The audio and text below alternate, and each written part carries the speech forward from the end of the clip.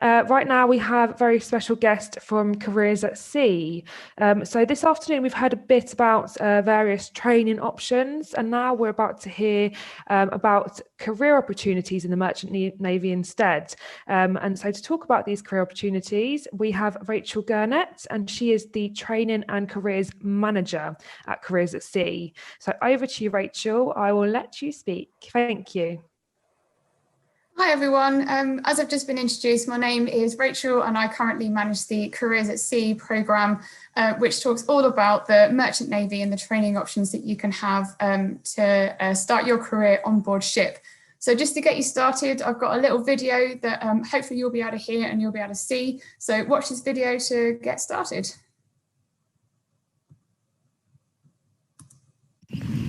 Forget 9 to 5. It's 95% of all trade that's moved by sea. And I'm a part of it. Me. Fish fingers for tea. 2 Bs in a C. From double signs to container giants. Skateboard mission to bridge watch session. Driving mum insane. Lifting a new car with a crane. You can work your way up, they said. And I've never felt closer to the bridge. And it's true. The journey. Inspiring. All cylinders firing. Night shift tiring. But 3 months on and 3 months off. Good travel, they said. Photo of me in the mid. Gaming all day long. Waste of time. Wrong. Transferable skills that I never imagined. Teasing seagulls with chips. Only watching the ships. Now world-leading tech at my fingertips. From kid doing school play to knowing that someday I'll captain this ship. It sounds like a script, but it's real. 50,000 tons of steel. And I feel grateful for the place that persuaded us that a job much more than bright-coloured containers could be for me. A career at sea, the best decision I made. I'm helping the world now, and I connect it by trade. Start every day with a brew. Not a bad view, but always remembering where I grew. Up on the deck. New day. New adventure. Never the same. So many hats. Laugh with the lads. A FaceTime with Dad. Decent paycheck. High tech. To Quebec. Clean deck. To see or not to see. It's a no-brainer. For me. So that should hopefully give you a bit of an intro, and that video is available on our holding page on this platform, and as well on our website on Careers at Sea, and also on YouTube. So if anybody's interested in that link, then you can always get it from us. I'm happy to pass that over. So I'm going to hand over to one of our ambassadors now. So with part of Careers at Sea is that we've got a whole team of Careers at Sea ambassadors that you'll hear a little bit more about later. But I'm going to hand over to a video of one of our ambassadors, Heather, who's going to explain to you a little bit more about what the Merchant Navy actually is. Hi guys, so I'm going to tell you a little bit more about the Merchant Navy. Now, I'm guessing you've heard of the Royal Navy. The Merchant Navy is a global entity. It is every ship in the world, not just in the UK, but in the whole wide world that isn't a country's Royal Navy. It is ships from your dredgers, your cruise ships, your container ships, bulk carriers, tankers, ferries, offshore support vessels, platform supply vessels, dive support vessels, you name it, the list is quite endless. And basically it's carrying cargo from A to B, whether that's your Xboxes coming from China to the UK or your Aunt Sally going on her Mediterranean cruise.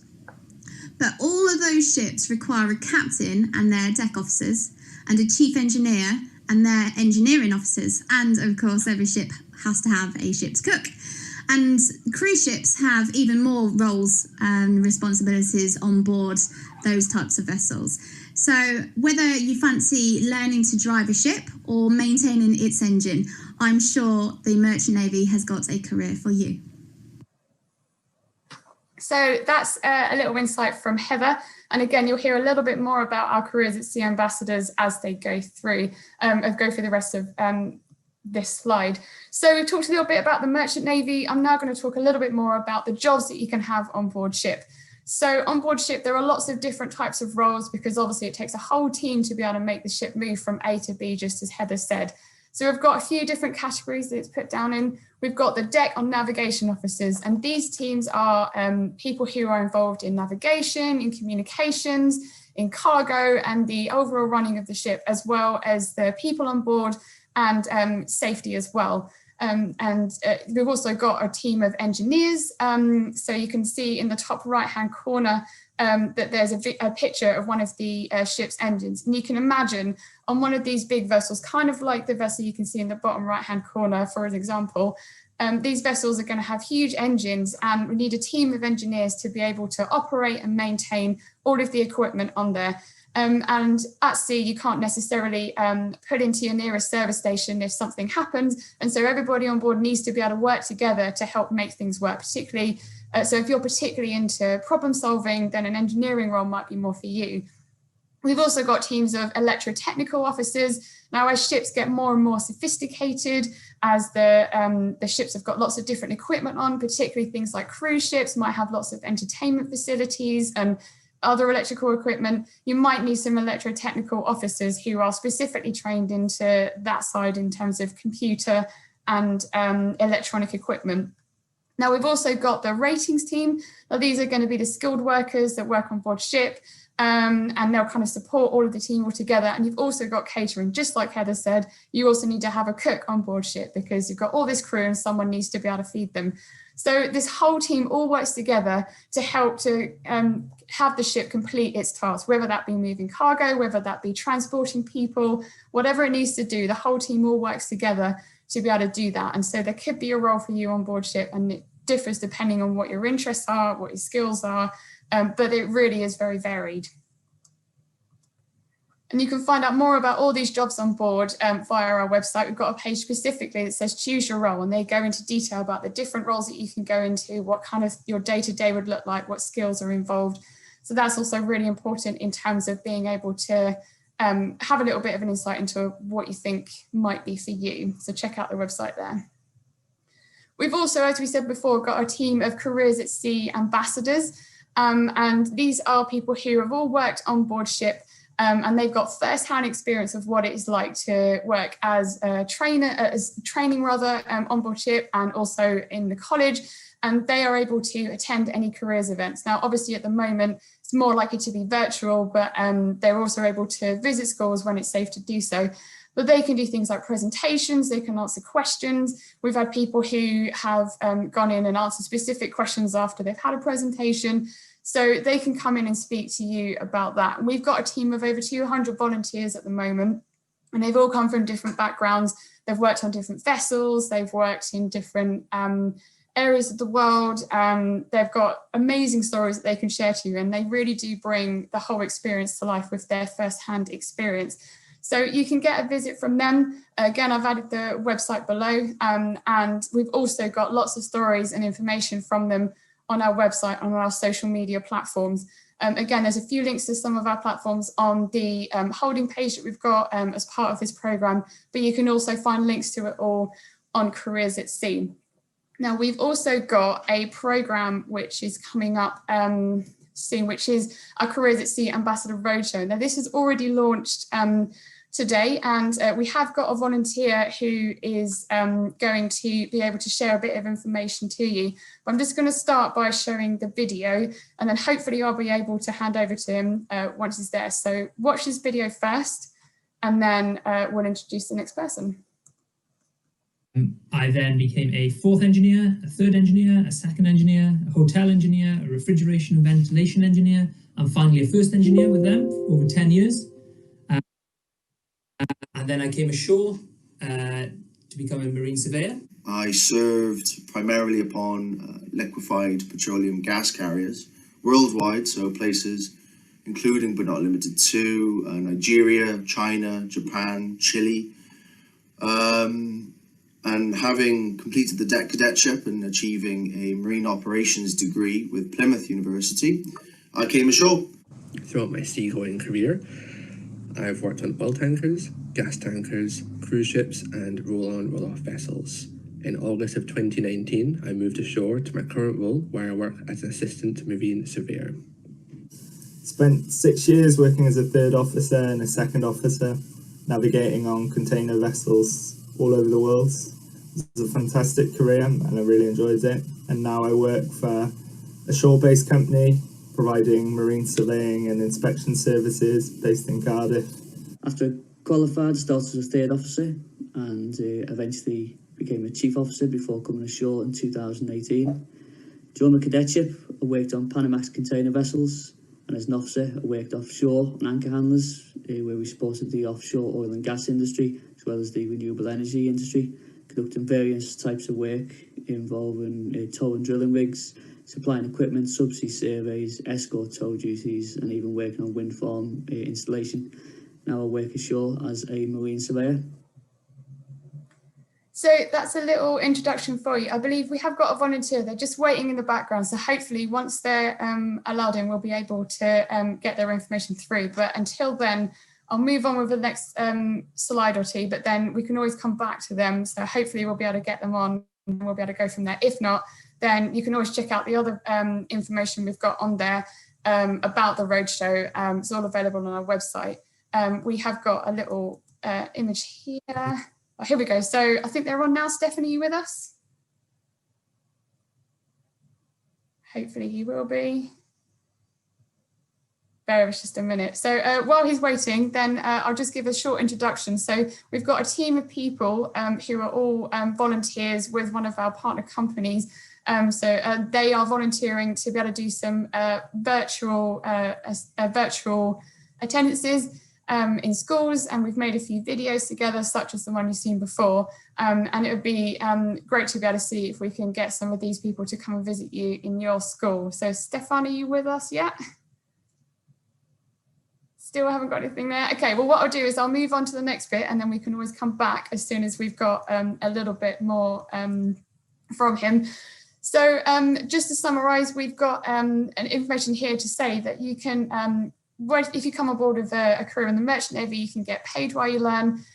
All of the courses are fully sponsored, so you're able to get all of your training paid for, and you get a chance to travel the world. It's a really challenging and rewarding career, so it's a great one to work with. And there's career development beyond working at sea as well. So you would have seen from a few people who were speaking in the video before, which we'll go back to now that we've got Stefan on the line. Hi, Stefan. Hello. They'll be able to speak to you a little bit more about how they started their career on board ship and they've moved into something else. So if you start your career on board, you can also move into lots of different areas within the maritime industry. So Stefan, I'm just going to go back a slide. So you've got the information now, and I'll hand over to you to introduce a little bit more about what the roadshow is and why you've signed up to it. Hi there. I'll start myself. Did we see the videos already? Yep, video's already gone. Yep. Yeah, so like I said, I started my career at sea. I did a fast track cadetship because I'd already done a degree, which is something that the MNTB offer. I went to sea, which is it's strange. Something I wanted to say here is that a lot of people I worked with, in fact, the vast majority of people I worked with while I was at sea, came from seafaring families. They usually follow their father and mother's footsteps into going to sea. But I didn't do that. And we've got one other guy at our company you may have seen this morning, John. He has no history in his family of going to sea, and neither do I. So when I was younger, when I was in school, when I was in university, I'd actually never heard of the Merchant Navy. I'd never heard of ships. I didn't really think of where my food or any of the other stuff I had in my life came from. And it was a whole new world when I went to sea. It really sort of blew my mind, the idea that you could work on a ship, travel around, get paid really well, and all the things I'm sure you've already said, Rachel. So it was quite a thing for me. And then, of course, after I finished at sea, I did about 10 years. I came ashore, and that was a whole further avenue of numerous things you could do. Especially, I was an engineer at sea, so especially being an engineer, you can go into so many things ashore because you can be an engineer within manufacturing, plant, power generation, surveying of all kinds. And then you've also got the whole shipping industry as well at your disposal. So you've got the best of both worlds, in my opinion, from being an engineer. From my experience, trying to get jobs ashore, people like engineers who've worked at sea. The main reason for this is working at sea, you have no support. Really very little support in terms of fixing problems, dealing with situations, and this breeds a generation of very resourceful engineers. And people like this, people know this. The careers industry, the industries all know this. The people who worked at sea have had to be very resourceful for a very long time, And yeah, it's a big advantage. It's a big advantage, yes. I don't know what else I can say. Richard, what else would you like me to talk about? No, I think that's great, Stefan. Thank you. It's a really good insight. And I think what Stefan has done there is highlighted some of the first-hand stories and experiences that our ambassadors can share with people like yourselves and with any students that you've got, just to give a little bit of life to the stories that we tell and the experience that we've had on board ship. So it's great to hear that. And actually, Stefan is an engineer. We've also got careers ambassadors who have been working in the navigation department, and some other people who've worked in hospitality as well. So we've got a wide range of experiences. So you can hear what it's like for someone to work in navigation to progress their career, maybe on board ship captain, and sometimes ashore as well. So I've not only, yes, there's the two sort of main streams, you call it, the navigation, the deck officer, culminating in captain, and the engineer, culminating in chief engineer. But there's also, I mean, in our company, we've got a lot of people who've worked as deck officers, but on different types of ships. So they have very different experiences as well. There's also other people, my partner worked at sea for 2 years as a nurse. So there's medical streams, and of course, like you say, the hospitality and hotel, as well as entertainments on some cruise ships and things like that. So there's a lot of different avenues, not just the two main sort of merchant navy streams as well. Yeah, precisely. So it just gives a bit more insight into the loads of different types of careers that you can get starting on board ship in the merchant navy. So thank you, Stefan, very much for joining us for that. The last bit to add on, let's just click through the slideshow, is to introduce you to our webinar on the 22nd of October at 10 o'clock. This is a webinar that is free for careers advisors to join, and it's for those who are interested in finding out a little bit more information that they can then share with their careers advisors or with people in their schools, or maybe some of the people that they work with, to speak in a little bit more detail about the things we have so far. So we've got another ambassador speaking, we've got someone speaking from a college, so they can talk more about the different educational academic pathways you can get, as well as a deck cadet themselves. So that's someone who is already training to be part of the merchant navy, but she's starting her career already, and you'll get to hear a little bit more from her as well. So if you're interested, you can sign up there, and we've got links to that on our website. The last bit, well, that's the next to the website. The last bit to highlight is that we are part of National Careers Week as well. It's in the 1st to the 6th of March or 1st to 7th of March 2021. But on the Tuesday, we have something called Tidal Tuesday, and that is a day dedicated to careers at sea. So you'll hear lots more information about all of the stuff that we talked about and more. There'll be exciting photos and videos, there'll be lots of information, but we have got a dedicated page on our Careers at Sea website where you can find free information, downloadable resources, anything you'd want to get you started, and we'll keep updating that as the new resources and opportunities develop. So take a look at that page as well.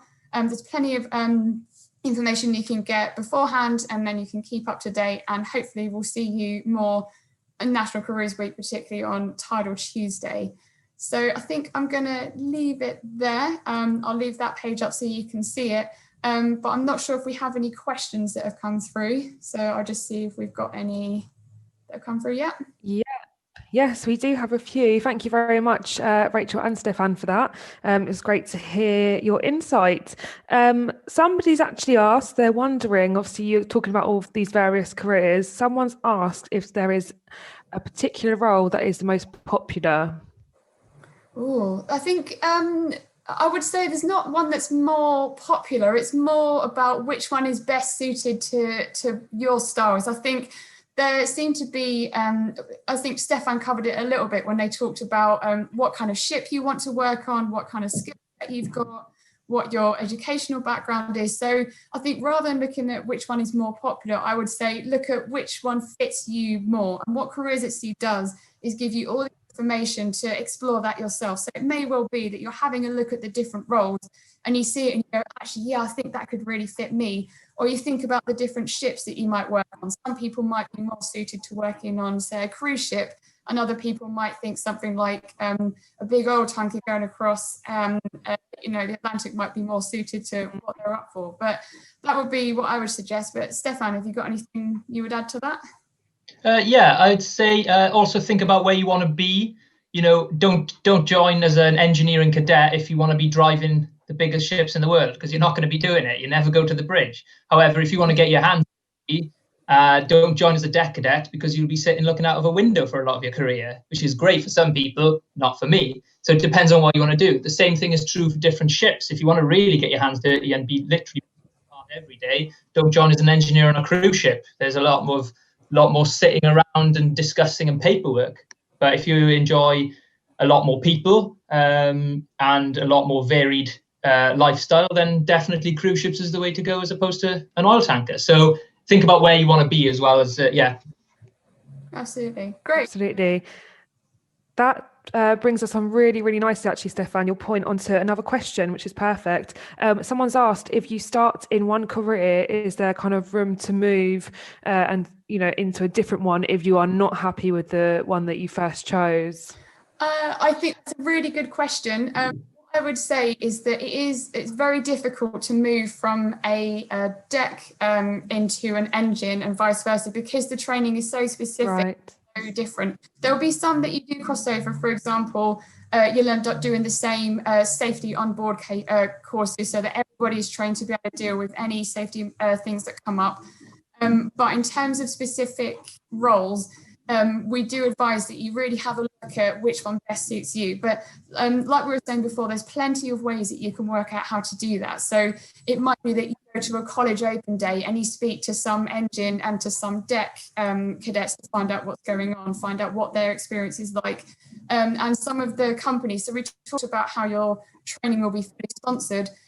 Some of the training companies as well might be able to advise you from the way that they talk to you and the questions that they ask. They'll be able to help you work out whether they think you're more suited towards an engine or a deck, or even an ETO role as well. Won't forget the ETOs, the Electro-Technical Offices, and the more technical engineering side. So I would say it is very difficult to transfer over, but there's lots and lots of opportunities for you to be able to work out which one best suits you.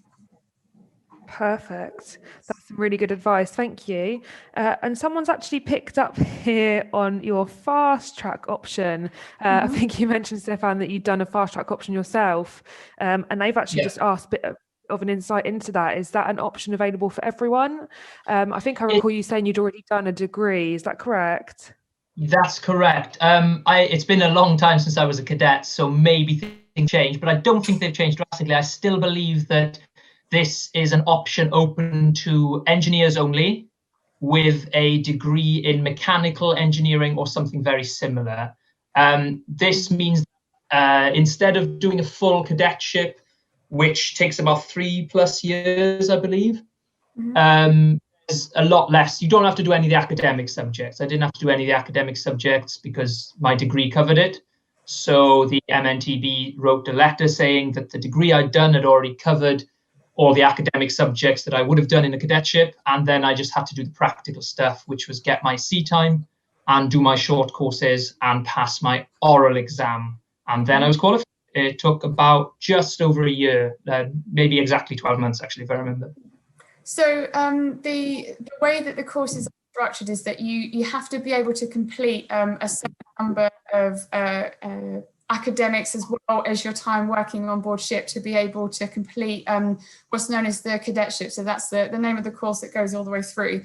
So there's criteria that you need to meet. So if you have got any previous qualifications that you think might be useful, the best advice we can give is to speak to the companies that you apply to and say to them, these are the qualifications I've got.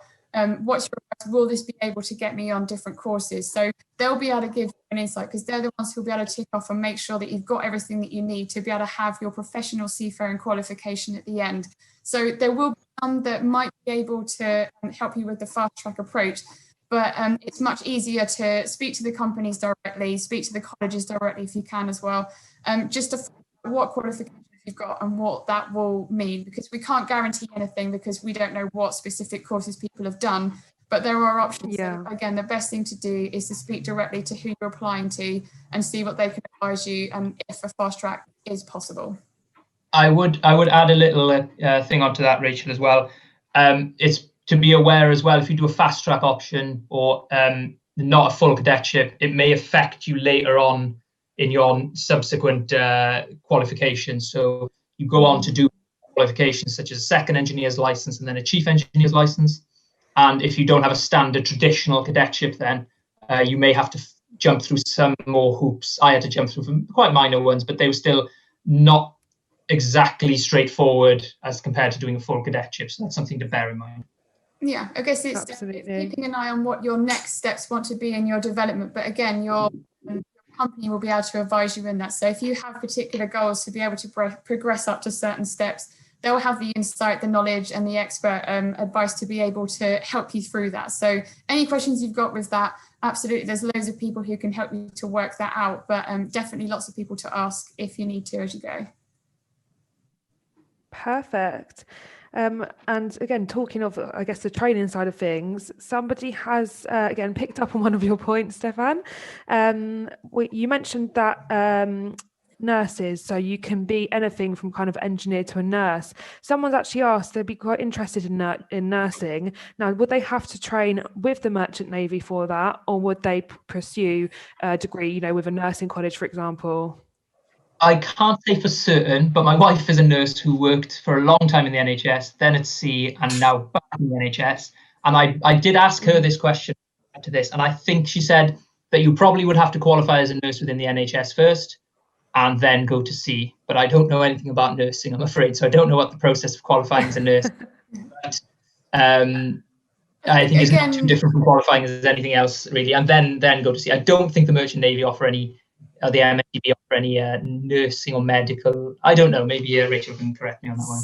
So yeah, I think you're right in saying that there aren't any specific, well, not that I know of any specific nursing at sea qualifications, but we do have a page that is dedicated to, or a page that will give you information about some of the roles that you can do in hospitality, and that one of the ways that you can do that is just to search for the roles. So if you look particularly on passenger ships like cruise ships or ferries where there's people on board, that's where those roles are most likely to exist. So you can have a look at, you know, nurse on board cruise ship and have a look at what the entry criteria is on that website. Some of them will say you need to have a certain qualification in nursing to a certain level.